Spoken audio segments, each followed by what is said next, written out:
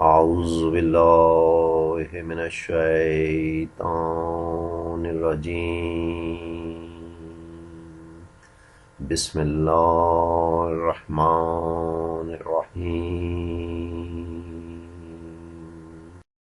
ممکنات کے لیے ان کے اپنے آپ میں اور ان کی ماہیات میں ایک امکان تو طاری ہوتا ہی ہے، اور اگر وہ واجب بذات سے ان پر وجود کے فیضان کے لیے کافی ہو تو ان کا بلا مہلت موجود ہو جانا واجب ہو جاتا ہے، کیونکہ فیض عام ہے اور جود یعنی سخاوت تام ہے۔ یوں ایسا نہیں ہو سکتا کہ ان میں سے کسی بھی شے کا وجود خصوصیت کے ساتھ کسی ایک وقت میں تو ہو اور کسی اور وقت میں نہ ہو، اور اگر یہ اصلی امکان کافی نہ ہو بلکہ واجب بذات سے وجود کی قبولیت کے لیے استعداد پیدا ہو جانے تک دیگر شرائط کا حصول بھی ناگزیر ہو، تو ایسی شے جیسی اشیاء کے لیے دو امکانات ہوتے ہیں۔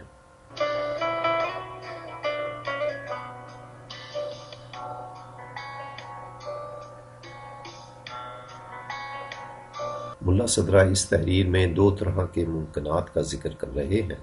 پہلی قسم کے ممکنات عقول و ملائکہ کہلاتے ہیں، جن کے لیے محض امکان ذاتی ہوتا ہے، اور دوسری قسم کے ممکنات مادی اجسام ہیں، جن کے لیے امکان ذاتی کے ساتھ ساتھ امکان استعدادی بھی ہوتا ہے۔ یعنی مادی اجسام وہ ہوتے ہیں جو اس وقت تک خدا سے وجود حاصل نہیں کر پاتے جب تک ان کے مادوں میں ضروری استعداد نہ پیدا ہو جائے، یعنی ان کے لیے دو امکانات ہوتے ہیں۔ یوں مادی اجسام کے وجود حاصل کرنے میں جو رکاوٹیں رہتی ہیں یا ان کا انتظار کرنا پڑتا ہے تو وہ ان کے امکان استعدادی ہی کی وجہ سے ہوتا ہے۔ اس کے برخلاف عقول و ملائکہ کے لیے کسی مادے کی ضرورت نہیں ہوتی، جیسے ملا صدرہ ایک اور مقام پر فرما رہے ہیں۔ انسانیت، گھوڑا پن اور بیل پن وغیرہ جیسی انواع کی جو یہ نوعی مادی صورتیں ہیں، وہ اگرچہ ہمارے اس عالم میں حصی مادہ کے ساتھ قائم ہونے کی محتاج ہیں، پر یہ عالم علوی میں اپنے قیام کے لیے اس مادے کی محتاج نہیں ہوتی، بلکہ وہ اس عالم عقلی میں مادے سے مجرد قائم بذات اور اس مادے میں حلول کرنے سے مستغنی ہوتی ہیں۔ پس مجرد عقلی صورتوں یعنی ملائکہ کے لیے ان کی اپنی ذات میں ایک کمال اور اپنی ماہیت میں ایک تمامیت ہوتی ہے، جس کی وجہ سے وہ کسی محل میں قیام سے مستغنی ہوتی ہیں، جبکہ جسمانی صورتیں جو ان کے اصنام ہیں ان میں کسی محل میں قیام کی حاجت ہونے کا ایک نقص ہوتا ہے، کیونکہ وہ کمال تو اپنے سے غیر کے لیے ہوتی ہیں، یوں ان کے لیے اپنی ذات میں قائم ہونا ممکن نہیں ہوتا۔ ملائکہ اور عقلی صورتوں کے اس طرح مادے سے مجرد ہونے کی وجہ سے ان کے لیے کوئی امکان استعدادی بھی نہیں ہوتا اور محض امکان ذاتی ہوتا ہے۔ یوں ان کے لیے خدا تعالیٰ سے وجود بغیر کسی مہلت اور انتظار کے حاصل ہوا ہوتا ہے۔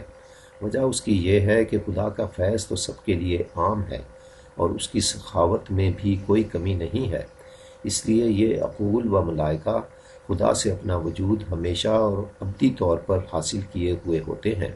یعنی یہ عقول و ملائکہ بھی خدا کی طرح زمان و مکان سے ماوراء ہوتے ہیں، گویا ان کی خدا کے ساتھ میعت سرمدی طور پر جاری و ساری ہے۔ یہی وجہ ہے کہ یہ عقول و ملائکہ مادی اشیاء کو وجود کی ادائیگی کے لیے ہر وقت دستیاب ہوتے ہیں، اور جو خدا کے فیض عام کو مادی سطح تک پہنچانے میں واسطے کا کام کرتے ہیں۔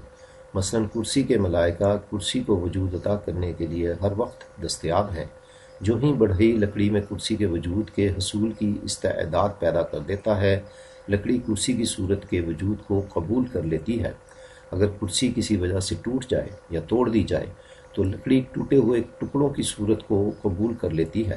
اور کرسی کی صورت واپس کرسی کے ملائکہ کی طرف رجوع کر جاتی ہے۔ اب چونکہ یہ ملائکہ تو خدا کی طرح غیب میں ہوتے ہیں اور انسان کے سامنے محض لکڑی ہی ہوتی ہے، اس لیے وہ اس مغالطے میں آسانی سے آ جاتا ہے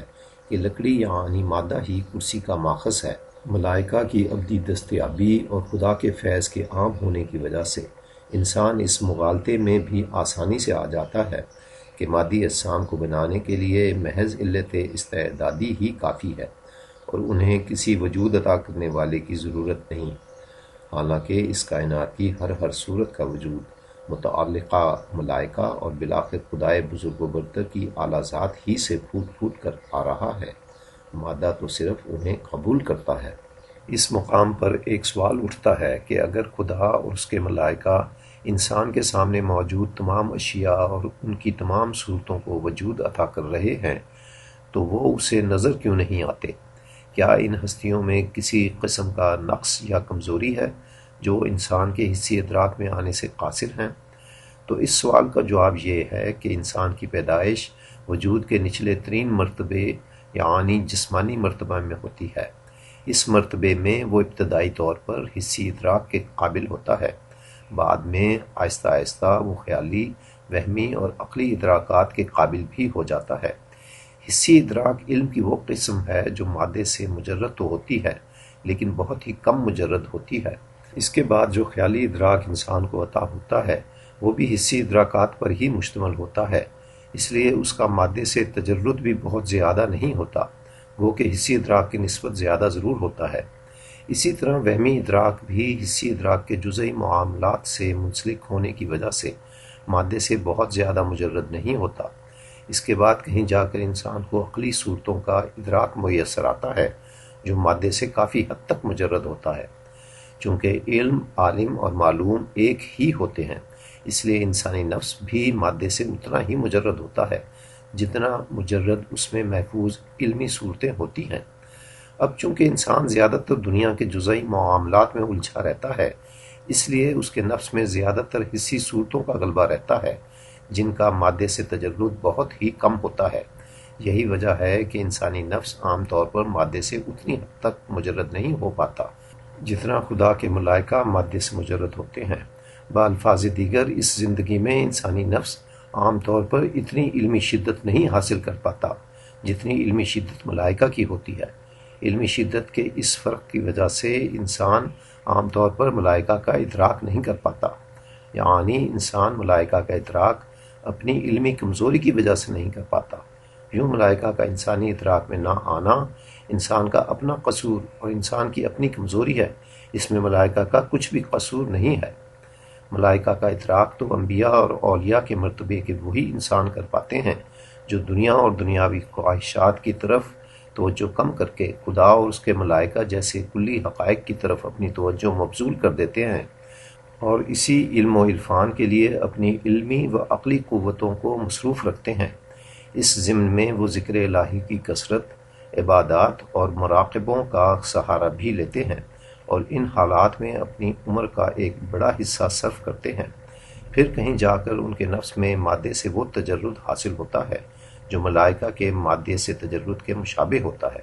اور ان میں وہ علمی و عقلی شدت پیدا ہوتی ہے جو ملائکہ کی علمی شدت کے برابر ہو۔ یہ وہ مقام ہے جب انسان ملائکہ کو اپنے ادراک میں لانے اس کے قابل ہو جاتا ہے اور ان سے ملاقات اور مکالمے کا شرف حاصل کر پاتا ہے۔ یہ مقام کسی انسان کو حاصل ہو یا نہ ہو، زندگی کے سفر کو اس انداز سے طے کرنا بہت مفید ہے، کیونکہ یہ تو ایک عقلی و روحانی سفر ہے جس کے لیے انسان کو پیدا کیا گیا ہے اور جو موت کے بعد بھی جاری رہے گا۔